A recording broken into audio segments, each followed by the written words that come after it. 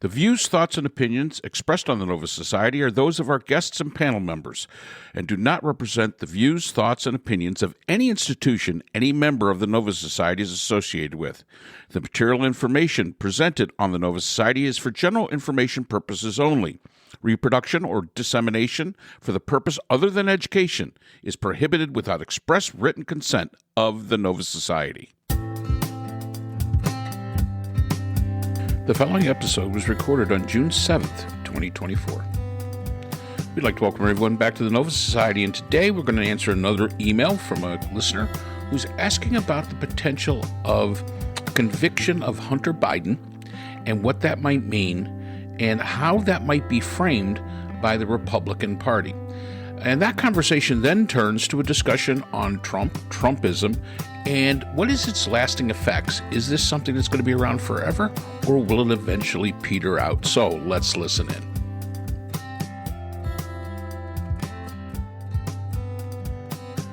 Mailbag. Of course, we're asking about the Trump trial, which I think we pretty much answered pretty much everything there's going to be answered about so far. The next question was the last one because I know Scott's got to go. And I'm going to add something to this. Hunter Biden is now in federal court regarding weapons charges that could result into 25 years of jail time. Now I can add, because this was written on Monday or Tuesday, and today the prosecution rests very quickly. What will happen? This is the question. What will happen if he is found innocent? Will this promote the idea of weaponization of the Justice Department and the idea that justice is unfair for Republicans? You have to excuse me because I'm paraphrasing this a little bit. I'm taking some of the wordy bits out because it, kind of gets a little long. I mean, if he's not gonna be found not guilty. What might happen, which I think is likely to happen, is that people are going to say, "Wow, this guy was really messed up on drugs, not in his right mind." He's recovered from that. There will be some kind of penalty. It's not going to be prison time, I don't think. It'll be, community service or probation or something along those lines. I don't think he's going to prison for this. Nobody does. If he did, that would probably send the opposite signal that they think. But here's the bottom line on it, I think, is that anything less than the guillotine, the Republicans are going to say he got favoritism because he's a Democrat. So, sorry, but that's our anything less than the guillotine. Yeah, pretty much. That's right. Yeah, pretty much. Yeah. Oh, it's lawfare. Oh, it's because he's part of the Biden crime family. Right. Oh, he's the president's son. Oh, the DOJ and the Justice Department are rigged and this and that, and he should be put away for life, and he should be going to Guantanamo, or he should be put I don't know, in where might that be, sent to I don't know, Antarctica, or put in I don't know, a hole in the ground somewhere. I don't know. Yeah, no, it would ever, as Scott, as you said, and unless he gets more than the maximum sentence and is put in solitary confinement and et cetera,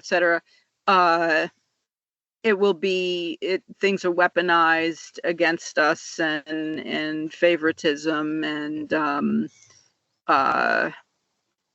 everything's not fair, and so on and so forth, and poor us, and we're the victims, and so on and so forth. Yeah. I would agree with that. I mean, I think the narrative is already there. They've already got the narrative planned out. It's already, whatever it is. And I love Scott's analogy. If it's not the guillotine, it ain't enough. No matter what it is, they could put him in jail for 25 years and it still isn't going to be enough. and which is a shame that they've made the judicial system such a political football that they can use.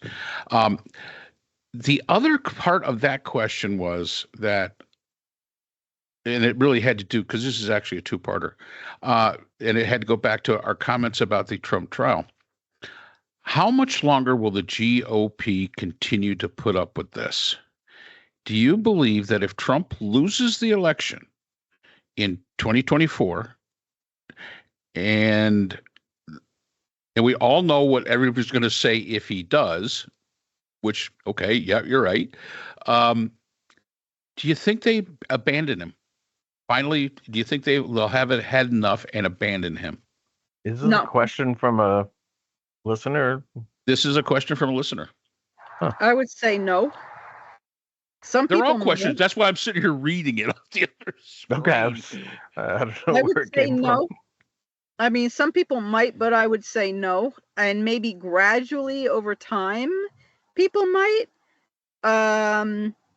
over a few coming years, but they may very well gear up again the way they did, especially if he survives till 2028 and we may see him again. It would not surprise me if this continued, particularly if there are continued issues with climate, with another pandemic, whether it's the bird flu or something else that I just heard about that started in Mexico, a variant of bird flu, H1N5 or something like this. And so I think it depends entirely on whether people see Trump. I mean, Trumpism, I don't think is going anywhere. And whether Trump is replaced by another charismatic figure who's younger, or whether Trump is able to continue himself and stays alive and manages to remain relevant. I think if he has not been abandoned by now by the party and and by the public who adore him apparently by his base, I don't think that he will be. And again, I hope that I'm wrong. And I feel one reason why people did not come out to New York City to protest the trial, I think it would, in my estimation, is because the trial went on for days and days and days. Staying in New York City is very, very expensive. People have to get there. They have to be able to stay there, travel in New York, hotels in New York, and so on and so forth. That's all very, very expensive. And it's much cheaper to stay home and rant and rave on social media and protest locally with signs. And there's an upside down flag in my town that I noticed. It's affixed permanently at about eye level. I don't know if I mentioned this before. In between, it's not on a flagpole. It's bracketed in between a couple of trees, held open with wood, and a vacant lot, which is obviously owned by somebody because it's between a couple of houses and the lot is being mowed and well taken care of. And it's been there for quite some time. So I thought that was interesting. So no, I would love to believe that people would have abandoned him, but abandoned Trump. But I think that if it were to have happened, it would have happened by now. And maybe I'm wrong, which would be nice. I have nothing more to add to that. I would say that, yeah, it is what it is. I hate to say that too, but it is what it is. People are going to believe what they're going to believe. I'm a bit of a different of opinion than Scott is. Scott seems to think that he will eventually go away. And my thought is that I don't think this movement is even close to going away. And I know Scott kind of thinks that my estimation that politics gets back to normal in 2036 at the earliest. I think he thinks that's a little bit of a stretch. Maybe it's just a hope that I'll live that long. Who knows? So I can see if my prediction came true. But the fact is that there've been so many movements throughout history that you thought were dead, and we coined the phrase, and actually somebody used it. I was actually reading the paper, these zombie ideas Mm-hmm. that came out, and this is a zombie idea. And they're dead, and they just keep rising from the dead to eat people's brains, sort of like what being a Trump supporter does. So, yeah. So to answer that question regarding Hunter Biden, number one, yeah, it doesn't matter unless they put him to death for it. The Republicans will probably not be satisfied.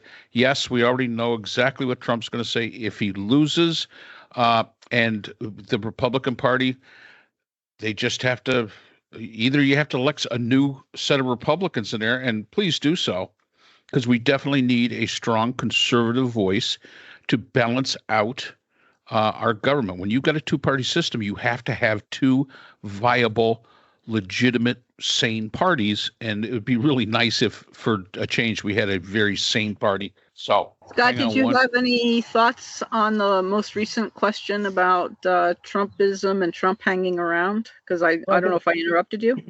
You didn't. Okay. Trump will lose this election. The losses continue to mount for him, and once he loses the election, he's going to face those federal trials and the one in Georgia.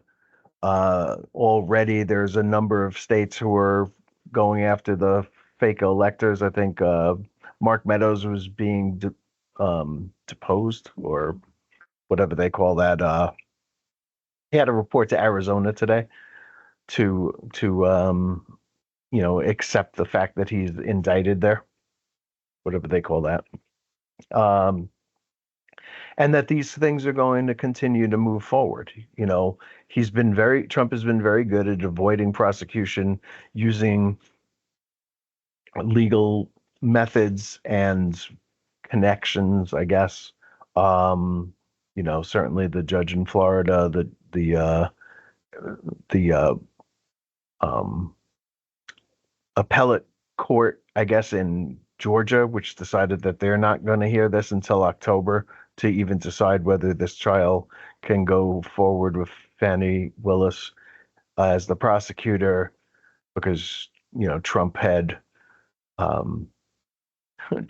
actually appealed a ruling that he mostly won. He got rid of the other prosecutor, Wade. The trials will continue. He's not leaving our lives anytime soon, which is kind of a big bummer. But I don't think he's going to have the death grip on the party that he has right now. I mean, right now, if the 4 years that he was president and currently, there really is no separation between the legislative branch and the executive when it comes to Trump. Republicans do exactly what he wants. The latest being the two appointees to the Intelligence Committee in the House have bypassed more senior, more qualified House members in favor of giving it to Scott Perry and Lord help me, I can't remember the other one. But it's, I don't remember his name either, but I know what you're talking about. Yes. Right, which was something that Trump demanded of Mike Johnson, and Mike Johnson gave him. And he doesn't seem to care how angry the members of Congress get at him for doing things like this, but that will eventually go away because he's not going to run again. Brooke, I think you said that he'd be a really old guy, 4 years older than he is now, yes. Obviously. Well, 5 years older than he is now.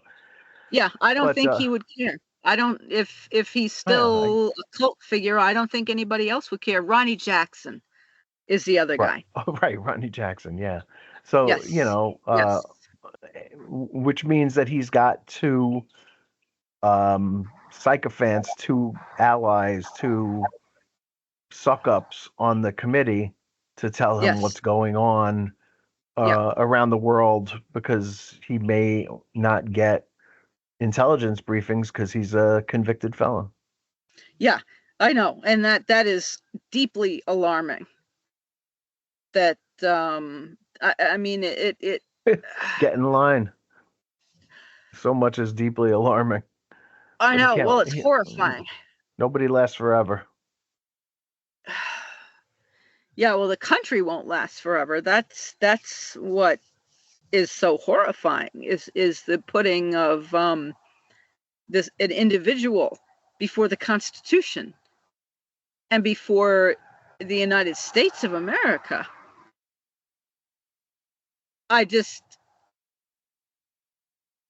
It just boggles my mind. It's just I'm dumbfounded. I really am. Yeah. And this continues to happen. It's something that we've never seen before. Yeah.